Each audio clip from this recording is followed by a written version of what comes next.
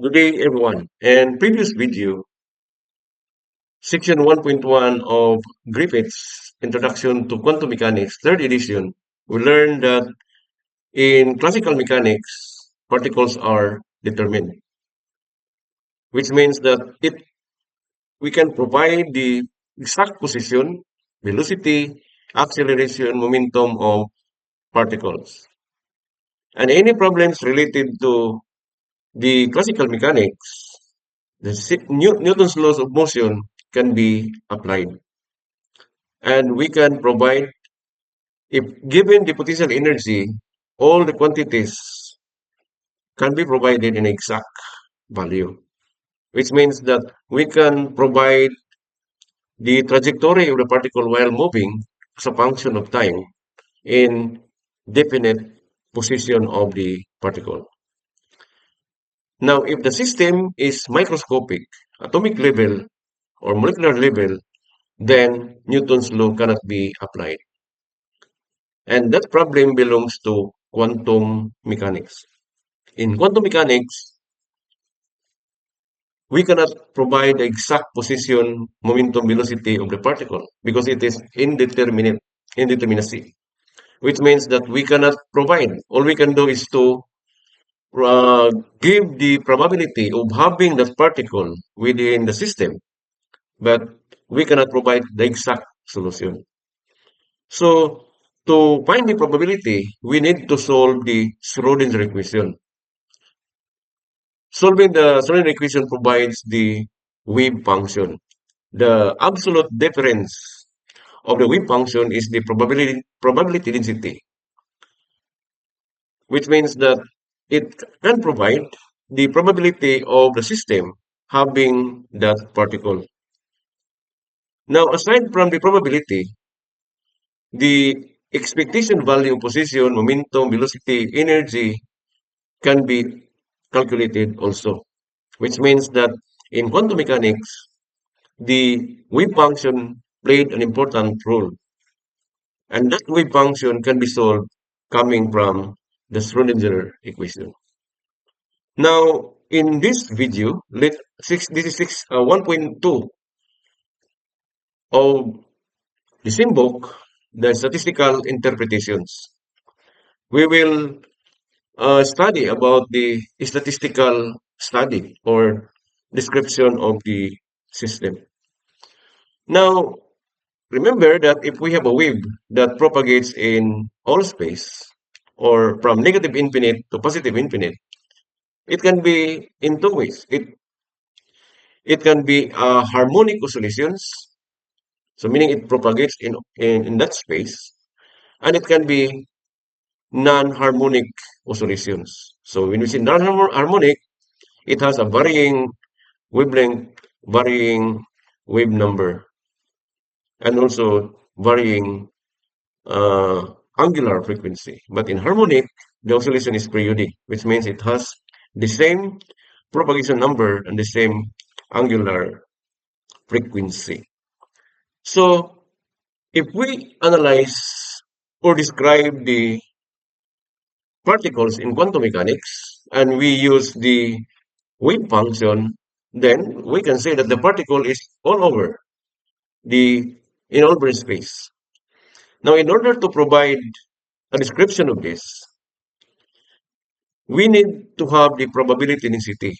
And the probability density is equivalent to the absolute square of the wave function. We can notice in the wave function graph, harmonic or non-harmonic oscillations, that we have the disturbance in the positive side and we have the disturbances in the negative side also. Now, if we take the absolute square of that, then the graph will look like this one, which means that all negatives will brought up and it has uh, the points above the positive value, which means that the absolute square is always positive in graph. Okay. Now, the absolute square means the probability density of having that particle. So if we are looking for the probability density from A to B, then we need the probability. We need to calculate the probability.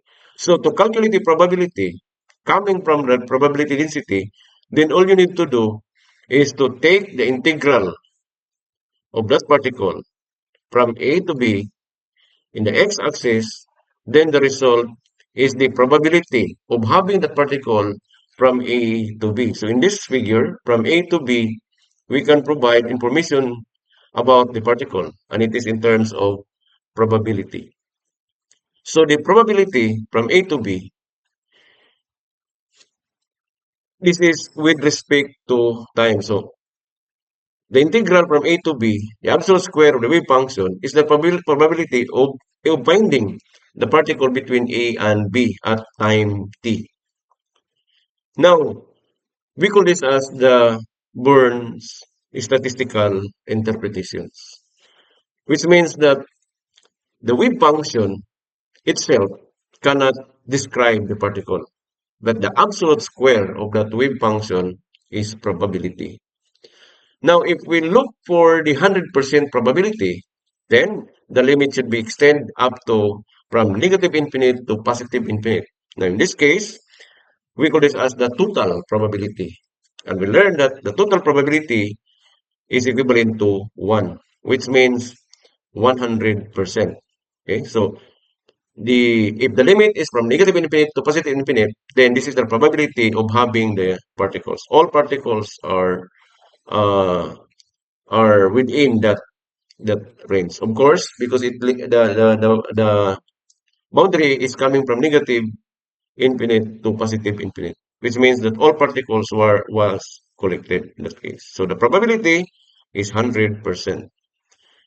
Okay, so if the result is zero point 0.3, means 30% probable of having that particle. Now, in statistical interpretation, introduce a kind of indeterminacy in quantum mechanics, which means that it is not actually an exact value. So when we say probability, it is just the chance of having that particle from that given interval. So even if you know everything the theory has to tell you about the particle, still we cannot predict with certainty the outcome of a simple experiment to measure its position.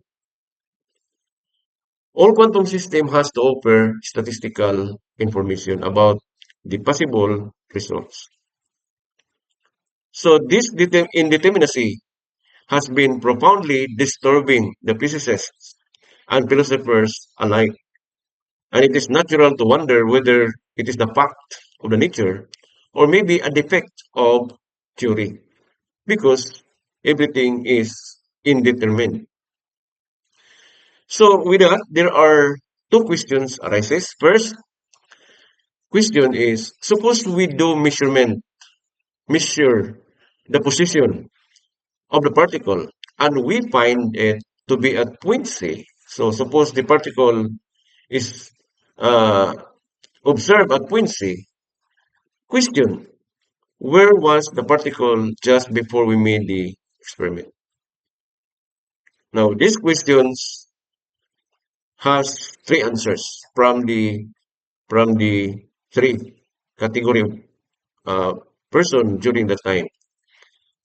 We have the realist position. The realist position are the persons in classical mechanics. So, according to them, the question that where is the particle before the measurement at point C, then they answered that of course the particle was at point C, which means that it is at rest because there is no such information given to that. So therefore, before measurement is C, and during that measurement the particle is at point C. But the orthodox position says that the particle wasn't really anywhere. It is anywhere. We don't know the the initial position of the particle. So during the measurement, of having point C, it is not true that the particle is at point C, because we don't know really, because particle is anywhere. The agnostic position refused to answer, because if we don't have the reference of having that particle, then therefore we cannot describe the particle based on its initial position. So agnostic did not answer to this question. Okay, now in the second question says that where will be the particle's position in the second measurements? Now, this time, the three categorized persons obey or in agreement that the particle is at point C in the second measurement, which means that the realist says, okay, it is again, because at rest, it is always again at point C. Then the orthodox, of course, if we have that particle at point C, then the next measurement is also at point C. And also the agnostic says that particle is at point C. Now, these answers actually provides a very difficult solution or findings, because if they are correct that the particle is at point C, then we collapse the wave function at point C. And take note that the wave should have the wavelength. So if we have this kind of wave, because if you are telling that the particle is at point C, then the peak should be in the highest point at C, which means that the wave now don't have the wavelength. Okay? So with these answers to the two questions, in 1964, John Bell confirmed the orthodox interpretation is correct. The particle is simply does not have a precise position prior to measurements. So if we don't have the measurement in that uh, prior to measurement, we don't have the idea, then we don't know the future also of the position of that particle. So orthodox says that the particle is anywhere. Okay, so uh, now this idea was confirmed after the or during after the result of the experiment in a double slit experiment of electrons. Now remember, before this we have the double slit experiment of light, and we learned that the light has the duality. It can be a particle and it can be a wave. So the light in double slits demonstrates the wave property because of the interference pattern. So if we are using the particle property, then it cannot describe or it cannot explain the interference pattern. So in this experiment, uh, the same setup, we have the double slit and we have the screen and we have the recorder, the sensor. Then we have the source, and this time the source is composed of electrons. So if we treat the electron as a particle, then it follows that when the particle passes through the holes, then it's trying to the screen.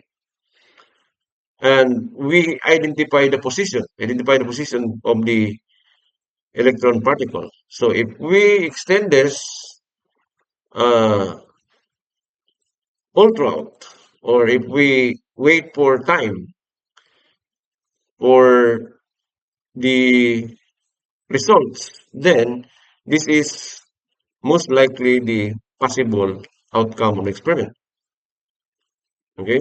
So if we continue this, analyzing that electron is a particle, then this will be theoretically, theoretically the result is somewhat like that graph, meaning we have only two portion of the screen that the particle strikes.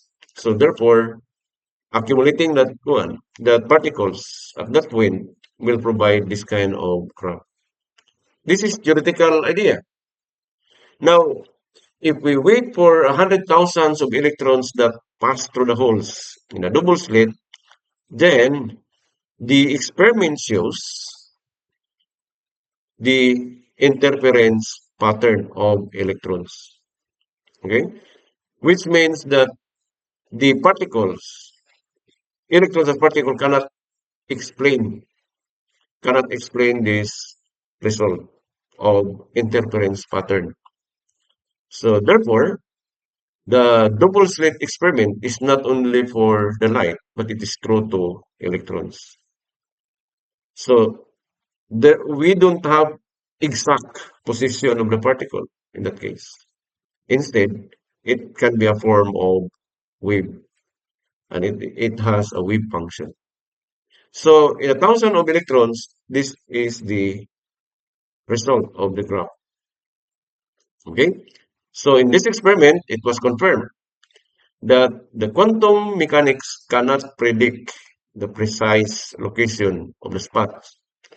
All it can tell us is the probability of giving the electron landing at a particular place. But if we are patient and wait for 100,000 electrons, one at a time, to make the trip, the accumulating spots reveals the classic two-slit interference pattern. So in other words, electrons actually has two description. It can be described as a particle. Now, in this case of experiment, the electron should be in a wave description of electrons. Okay, so that's all for today. Thank you.